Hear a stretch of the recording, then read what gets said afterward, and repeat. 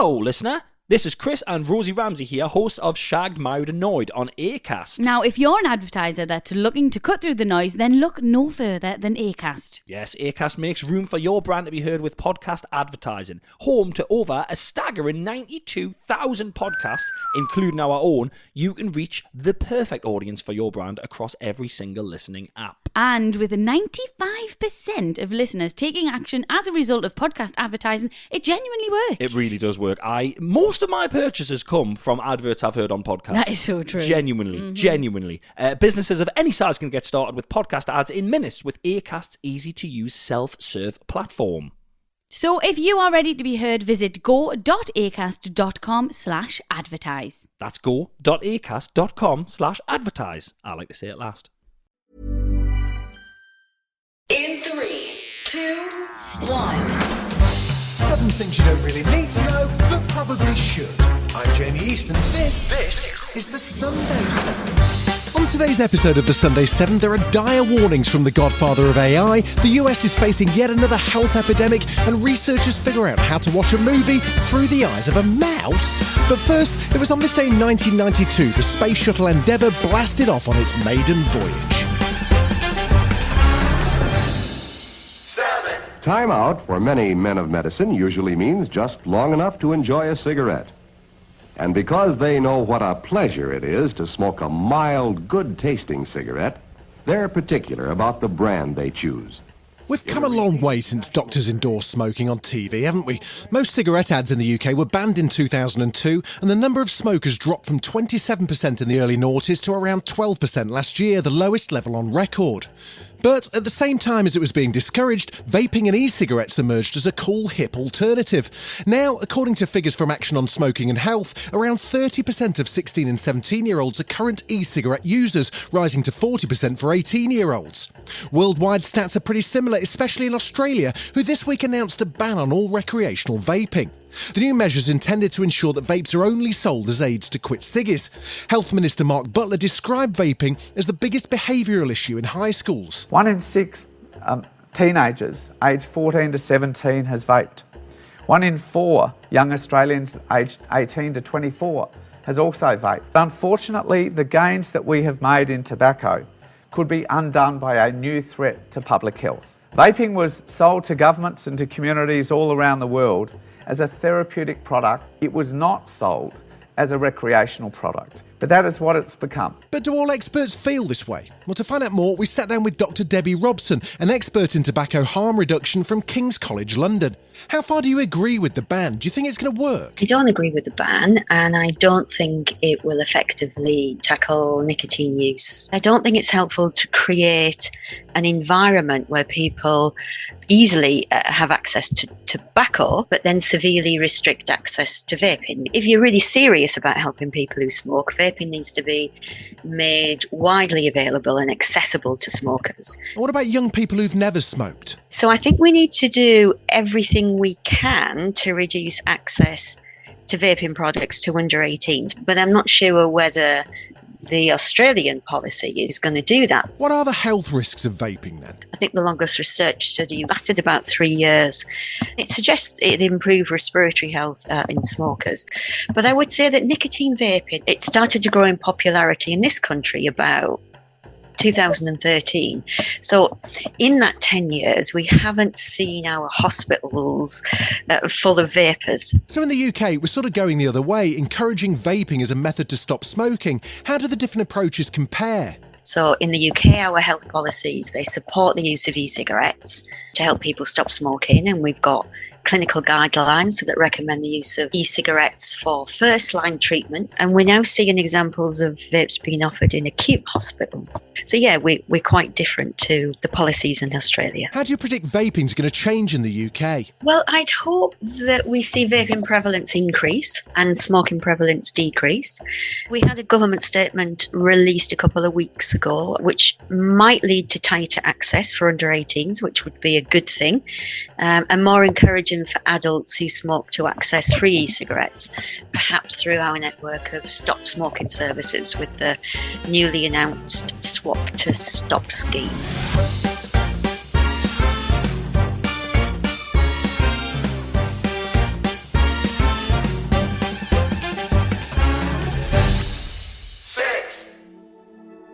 A new effort's underway to track and record marine life in the world's oceans. It's estimated there are more than 2 million species in the deep, but only about 240,000 have been categorised. The Ocean Census aims to identify 100,000 unknown species over the next decade.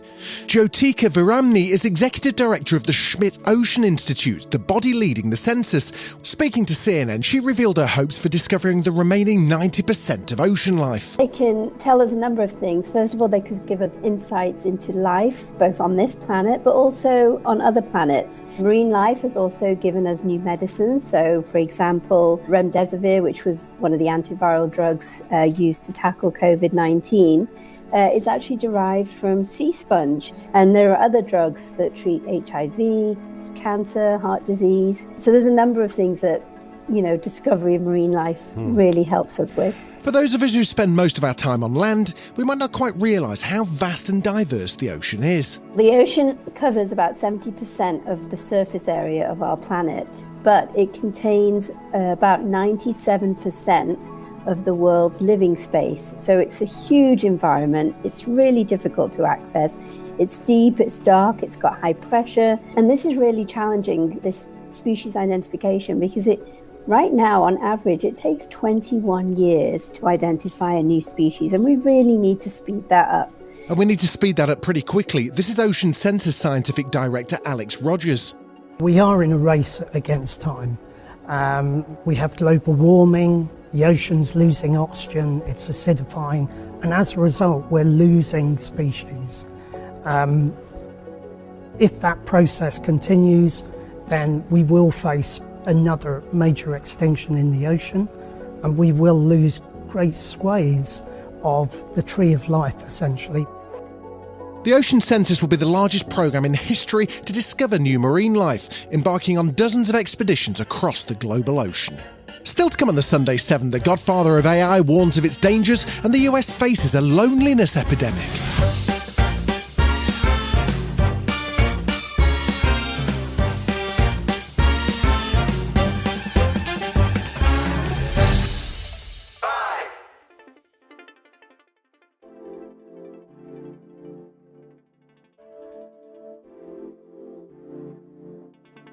If you're worried about the recent pace of AI development, you're not alone.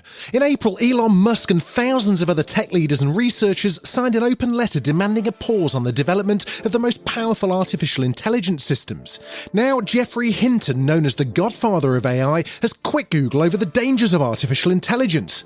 Dr. Hinton's pioneering research on neural networks and deep learning has paved the way for current AI systems like Google's Bard chatbot and Microsoft's ChatGPT, but now he wishes he could take it all back. His main concern? The robots taking over. Same. A lot of things that a lot of other people have talked about to do with being able to produce lots of text automatically so you can get lots of very effective spam bots. I'm not really talking about those. There's another particular thing I want to talk about, which is the existential risk of what happens when these things get more intelligent than us. The kind of intelligence we're developing is very different from the intelligence we have. It's as if you had 10,000 people, and whenever one person learned something, everybody automatically knew it. And that's how these chats can know so much more than any one person. Right now, they're not more intelligent than us, as far as I can tell. But I think they soon may be. But still, Dr. Hinton does acknowledge the potential benefits. They'd be like a family doctor that had seen 10 million patients and had probably seen lots of patients just like the condition you go to the family doctor with. That would greatly improve medicine. In the shorter term, I think we get many more benefits than we get risks. So I don't think we should stop developing this stuff. A lot of the uses of it are going to be very beneficial, and that's going to encourage people to keep developing it. But we need to think hard about ways in which we can develop it where it's not going to get control. Some experts in the industry say the risks are still hypothetical, but have we already gone too far? We don't know. I think if you stop developing it now, this existential risk will be mitigated. But obviously we're going to develop them much further because they're so useful. And then we have to worry about what's going to happen. I've really gone public to encourage people to think very seriously about what they're going to do. It's one of those things where there's no way that people weren't going to explore it. The issue is, now that we've discovered it works better than we expected a few years ago, what do we do to mitigate the long-term risks of things more intelligent than us taking control?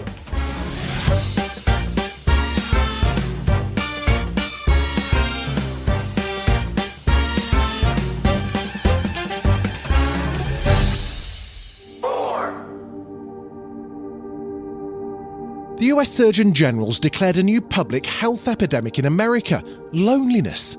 A new report finds that loneliness can have profound effects on mental health as well as heart disease, stroke and dementia. Social isolation increases the risk of premature death by nearly 30%, and it tracks a decline in social connections and links all this to billions of dollars in healthcare costs. This is US Surgeon General Dr. Vivek Murthy. Loneliness is more than just a bad feeling.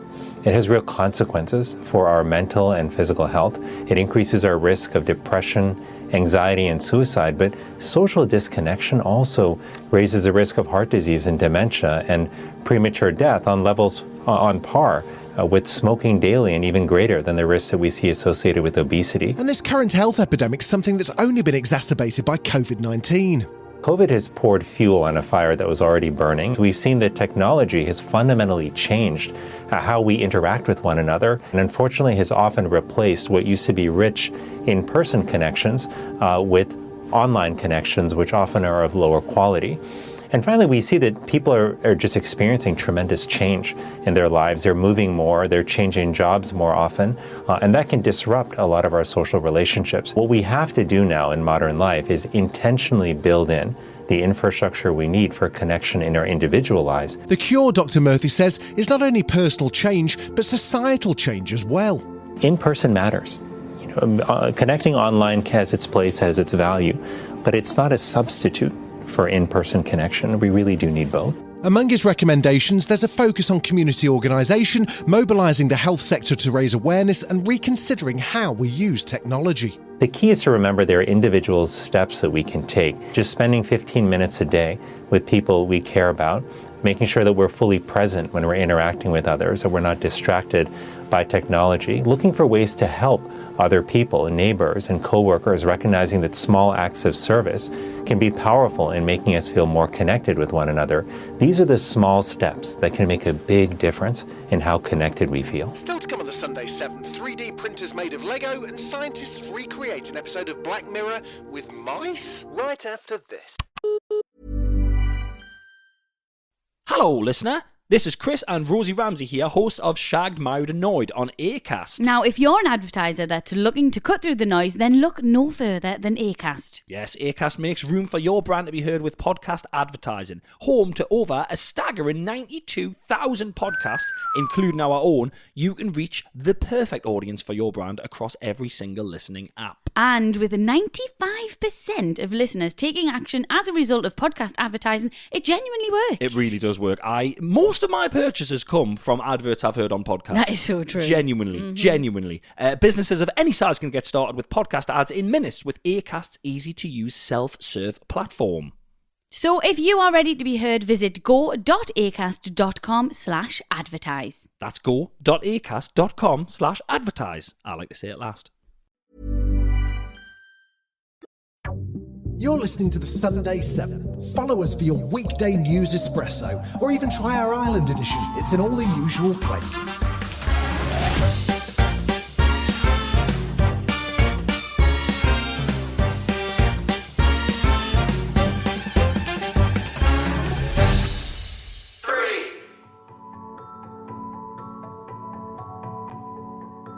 When it comes to climate change and global warming, carbon dioxide's the usual scapegoat, but there's another greenhouse gas that could be doing even more damage to the planet: methane. In fact, nearly 20% of the planet's warming can be attributed to methane alone. Methane's a big problem. That's where Professor Amy Rosenzweig comes in. Methane is the second most abundant greenhouse gas next to carbon dioxide, and it over a 20-year period actually has 84 times the global warming potential as carbon dioxide. So over that period of time, it's more potent. Professor Rosenzweig's a bioinorganic chemist and structural biologist at Northwestern University, and she's on a mission to address the methane problem with bacteria. One way to address the huge abundance of methane gas is to harvest it and convert it into methanol, which it can be used for fuel or as a feedstock for making chemicals. And the way that we're addressing this conversion of methane to methanol in our laboratory is by studying bacteria that do this actually very difficult chemical reaction. If we understood on the molecular level how the bacteria are able to convert methane to methanol, we might be able to translate that information into a new way to deal with methane in the atmosphere. And this research couldn't come at a better time. Given our current situation with climate change, it's critically important that we understand everything about methane gas, and understanding how bacteria can help us to mitigate methane emissions is absolutely critical.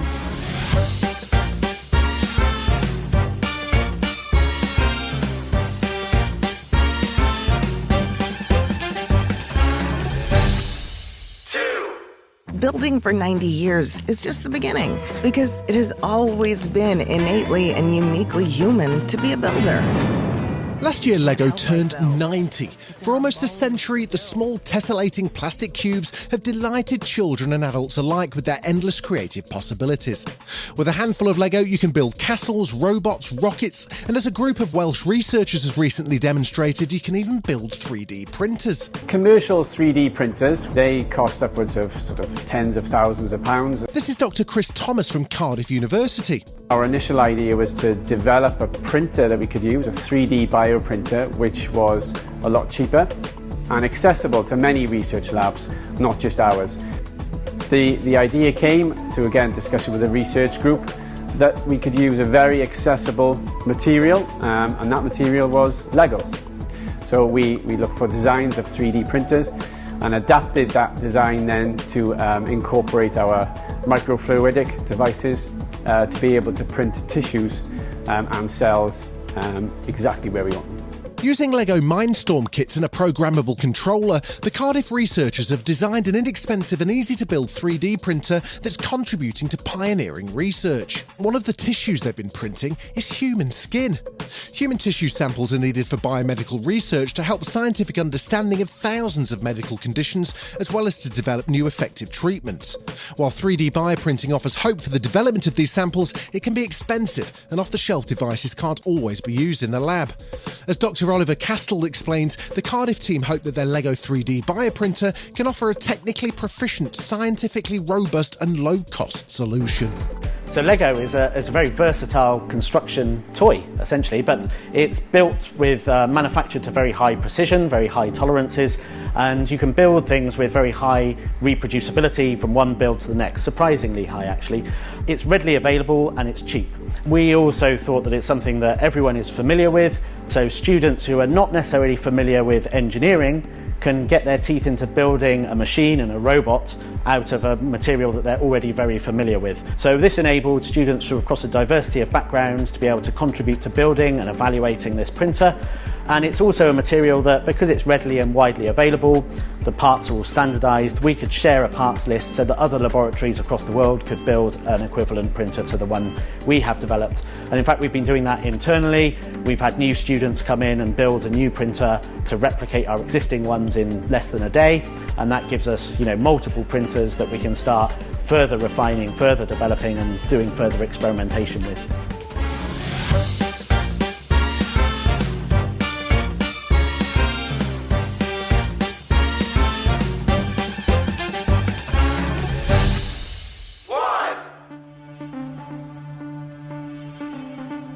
Do you remember that one episode of Black Mirror, The Entire History of You?